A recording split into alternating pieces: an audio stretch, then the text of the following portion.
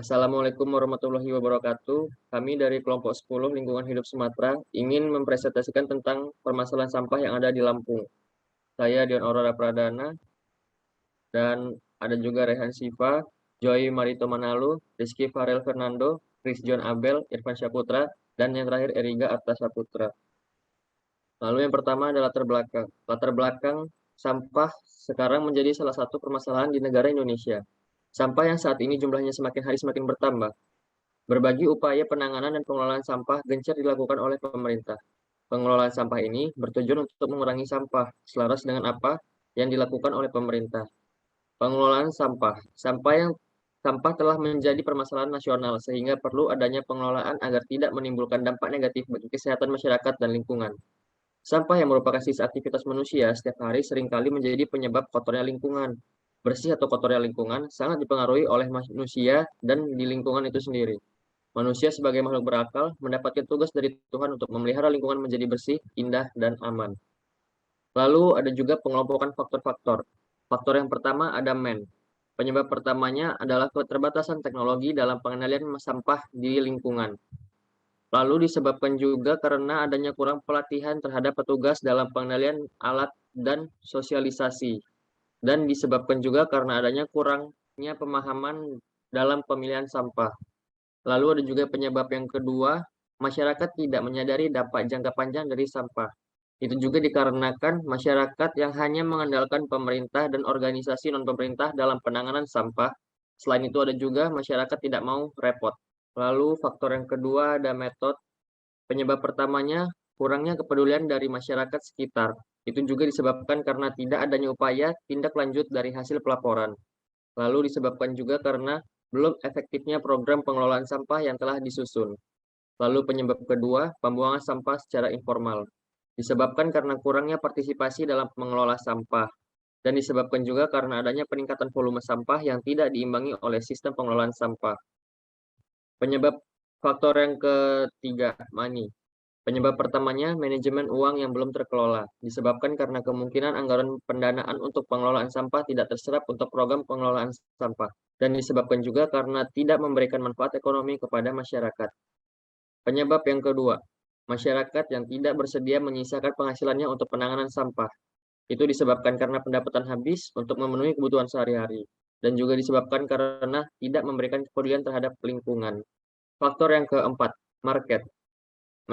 Penyebab pertamanya, masyarakat penduduk setempat. Lalu itu disebabkan karena kurangnya pemahaman masyarakat dan juga menganggap sepele hal-hal kecil, lalu kurangnya petugas TPA. Lalu ada juga penyebab yang kedua yaitu nelayan. Disebabkan karena kurangnya rasa peduli terhadap lingkungan. Lalu faktor yang kelima, material. Penyebab pertamanya kurangnya pengolahan dan pemanfaatan bahan baku itu disebabkan karena penanganan sampah kurang baik, lalu disebabkan juga karena pengelolaan yang tidak bisa terdekomposisi secara alami. Lalu penyebab yang kedua, berdampak buruk terhadap kesehatan manusia. Penyebab disebabkan karena kondisi lingkungan yang tercemar dan juga disebabkan karena menimbulkan bau yang tidak enak. Dan itu tadi disebabkan juga karena terjadi penumpukan sampah dalam saluran air dan dari kualitas udara yang buruk bisa menimbulkan penyakit pernapasan. Faktor yang keenam ada mesin. Penyebab pertamanya pewadahan sampah yang kurang memadai di dalam masyarakat itu disebabkan karena pemindahan sampah secara manual tanpa bantuan mekanik dan juga disebabkan karena sarana yang kurang memadai dalam mengelola sampah. Penyebab yang kedua, adanya kurangnya fasilitas yang disediakan untuk mengelola sampah, itu disebabkan karena pengangkutan sampah masih tercampur atau belum dipisah, dan juga disebabkan karena kurangnya mesin untuk memilah sampah limbah. Lalu faktor yang ketujuh, teknologi. Penyebabnya ada beberapa jenis sampah yang memerlukan teknologi yang tinggi untuk menanganinya. Lalu faktor ke-8, ada time. Penyebabnya untuk menangani seluruh permasalahan sampah di satu kota saja memerlukan waktu yang lama. Dan faktor yang kesembilan ada information. Penyebab pertamanya kurangnya proyek atau program sebagai alat perencanaan itu disebabkan karena kurangnya laporan hasil program kepada masyarakat dan juga disebabkan karena kurangnya kegiatan monitoring atau evaluasi terhadap pengelolaan sampah. Lalu penyebab yang kedua, tidak menganalisis program pengelolaan sampah yang berskala kecil. Itu disebabkan karena kurangnya kerjasama dan dukungan dari pemerintah. Dan ini juga fishbone dari permasalahan sampah di pesisir Lampung. Dan ini bagian hasil identifikasi faktor potensial. Yang pertama, keterbatasan teknologi dalam pengendalian sampah di lingkungan. Itu dapat dilihat di tulang fishbone, yaitu M1.1, M6.1.1.1, dan M6.2, dan M6.1.2.1, dan M7.1, dan M8.1.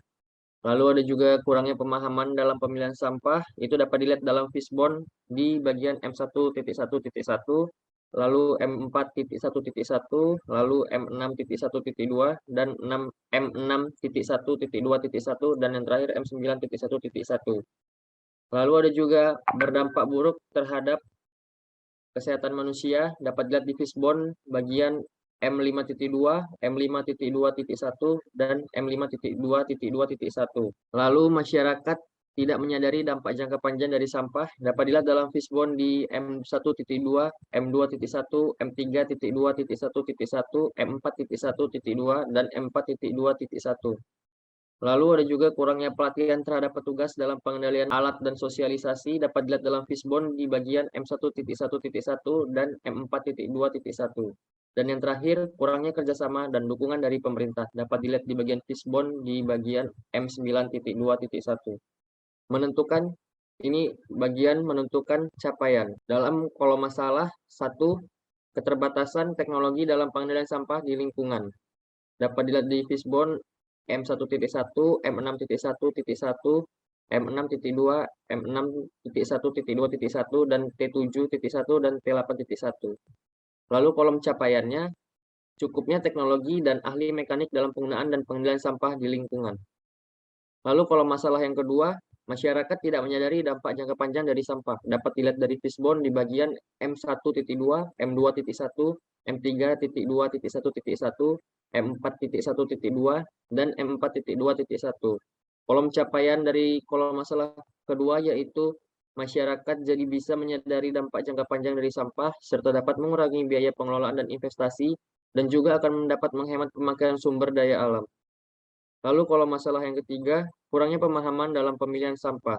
Dapat dilihat di bagian fishbone M1.1.1, M4.1.1, M6.1.2, dan M6.1.2.1, dan I9.1.1. Kolom capaian dari kolom masalah yang ketiga adalah cukupnya pemahaman dan dalam pemilihan sampah dan membuat kebijakan untuk segera melakukan pemanduan dalam pemilihan sampah. Kolom masalah yang keempat, kurangnya pelatihan terhadap petugas dalam pengendalian alat dan sosialisasi, dapat dilihat di bagian fishbone di M1.1.1 dan M4.2.1. Kolom capaian dari kolom masalah keempat adalah petugas menjadi lebih sering menguasai dalam pengendalian alat dan sosialisasi sampah, serta perlunya upaya koordinasi untuk melakukan pelaporan antara lembaga kebersihan lingkungan. Lalu ada juga kolom masalah yang kelima, berdampak buruk terhadap kesehatan manusia. Dapat dilihat di fishbone bagian M5.2, M5.2.1, dan M5.2.2.1. Kolom capaian dari kolom masalah yang kelima adalah kesehatan manusia tidak terancam akibat lingkungan yang tercemar oleh sampah dan membangun fasilitas khusus untuk sampah agar tidak mencemari lingkungan. Kolom masalah yang keenam adalah kurangnya kerjasama dan dukungan dari pemerintah. Dapat dilihat di fishbone bagian I9.2.1. Kolom capaian dari kolom masalah yang keenam adalah pemerintah dapat bekerja sama serta dapat memberikan dukungan dalam penanganan sampah ini. Solusi. Idenya adalah menyelenggarakan pembinaan dan pengawasan kinerja pengelola sampah skala kabupaten atau kota sesuai dengan norma, standar, prosedur, dan kriteria yang ditetapkan oleh pemerintah. Sumbernya dari https id.scrap.com dokumen pelapor sampah Sukarame. Lalu ada juga solusi yang kedua, melakukan pemantauan dan evaluasi secara berkala terhadap pemrosesan akhir sampah dengan sistem pembuangan terbuka. Sumbernya juga sama. Lalu yang ketiga, peningkatan cakupan dan kualitas pelayanan berdasarkan kriteria kebutuhan pengembangan. Dan sumbernya juga sama. Lalu solusi program aktivitas.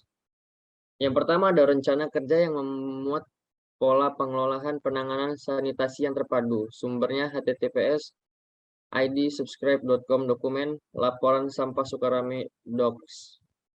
Lalu solusi yang kedua ada aturan kerjasama antara pemerintah kota untuk pengelolaan sanitasi dan dengan mediasi pemerintah Provinsi Lampung. Sumbernya juga sama, dan solusi yang ketiga kegiatan penanganan sampah yaitu 3R, reuse, reduce, dan recycle. Sumbernya juga sama. Solusi dari penerapan teknologi. Yang pertama ada melakukan uji coba pemanfaatan teknologi pengelolaan sanitasi dan penerapannya.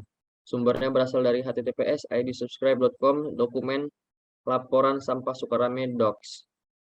Lalu solusi yang kedua ada juga melakukan kegiatan IPTK bagi masyarakat untuk menyelesaikan permasalahan yang bergerak dalam penanganan sampah. Sumbernya juga sama. Lalu solusi yang ketiga, penyuluhan pada masyarakat setempat untuk pendalaman pengetahuan mengenai teknologi pengomposan atau pemilihan sampah organik sebagai sampah pupuk kompos. Sumbernya juga sama.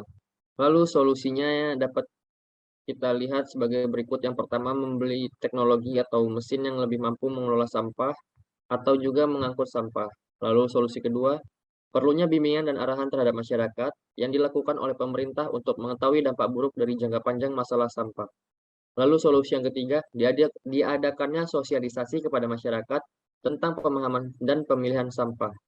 Lalu solusi yang keempat, melakukan pelatihan khusus kepada para petugas kebersihan tentang bagaimana mengelola dan menjalankan mesin sampah.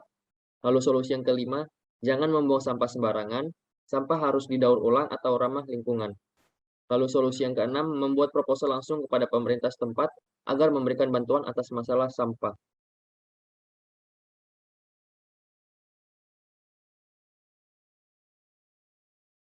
Analisis SWOT. Analisis SWOT ini dibagi menjadi dua faktor, yaitu faktor internal dan faktor eksternal. Faktor internal ini ada kekuatan atau kelebihan dan juga kelemahan. Faktor internal yang pertama ada kekuatan atau kelebihan, strength. Yang pertama, membangun tempat penampungan dan pemilihan sampah. Yang kedua, fasilitas yang tersedia mampu mengatasi sampah. Dan yang ketiga, tingkat pemahaman dan keterampilan sumber daya manusia yang semakin meningkat dalam permasalahan sampah. Yang keempat, membangun fasilitas yang memenuhi kebutuhan masyarakat dalam pembuangan sampah. Yang kelima, memberikan informasi tentang pengelolaan sampah yang benar. Lalu ada juga faktor kelemahan atau weakness. Yang pertama, kurangnya tenaga manusia dalam penanganan sampah. Lalu yang kedua, kebiasaan masyarakat yang suka membuang sampah sembarangan. Yang ketiga, kurangnya mekanik ahli dalam memakai mesin baru. Empat, kurangnya koordinasi antara pemerintah dan lembaga pengelolaan sampah. Yang kelima, memakan waktu yang cukup lama untuk mengatasi permasalahan sampah. Lalu ada juga faktor eksternal, peluang atau opportunity.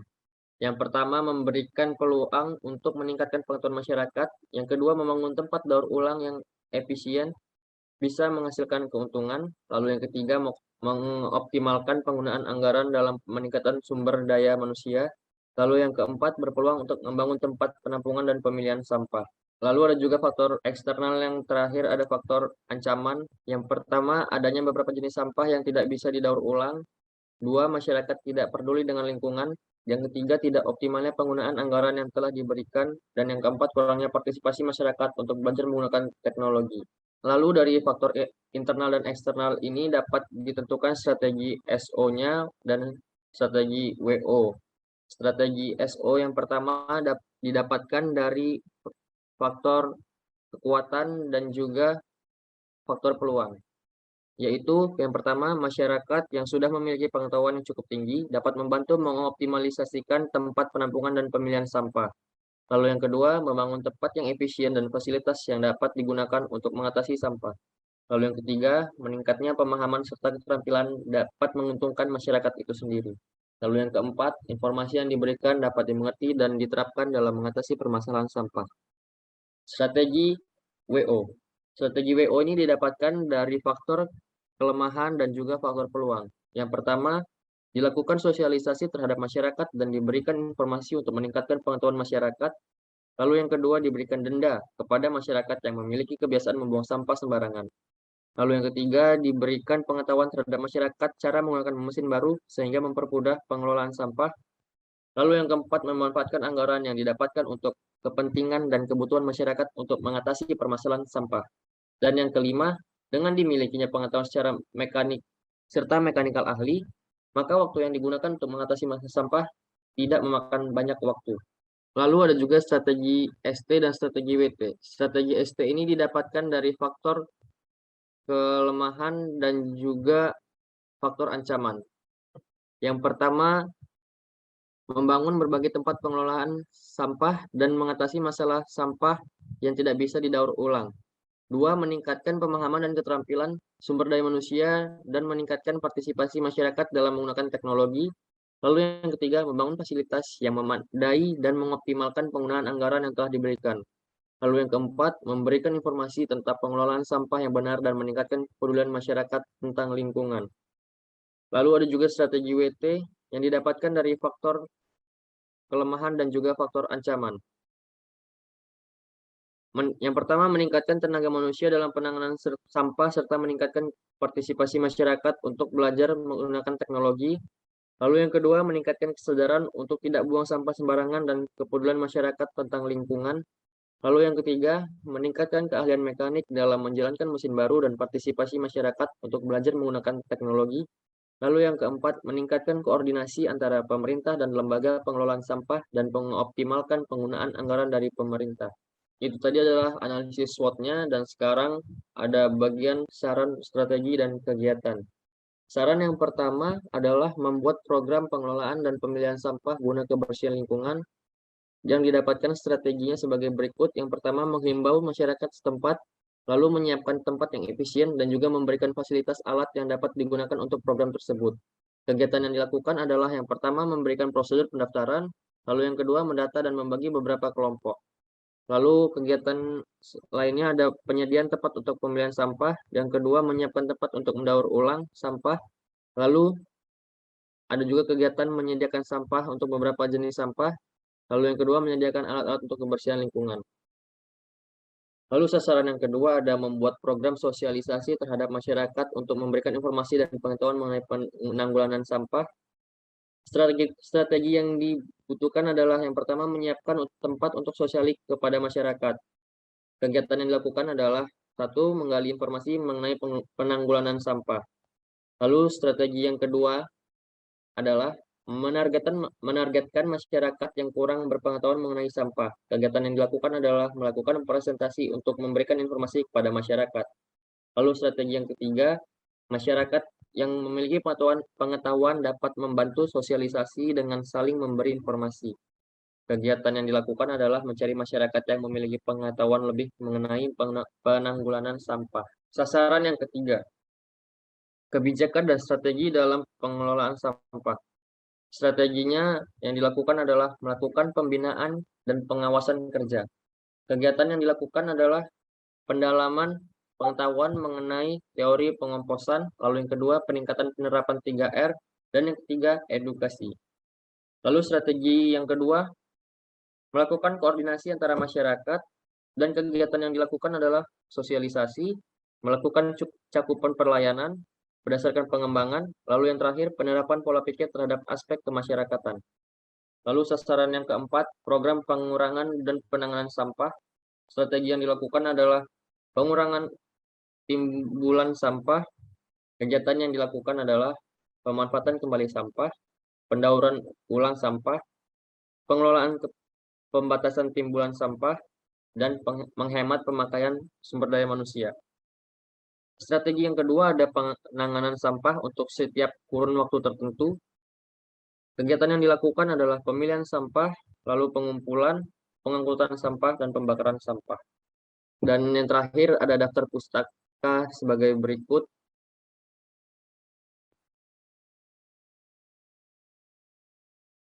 Terima kasih, kami dari kelompok 10 mengucapkan wassalamualaikum warahmatullahi wabarakatuh.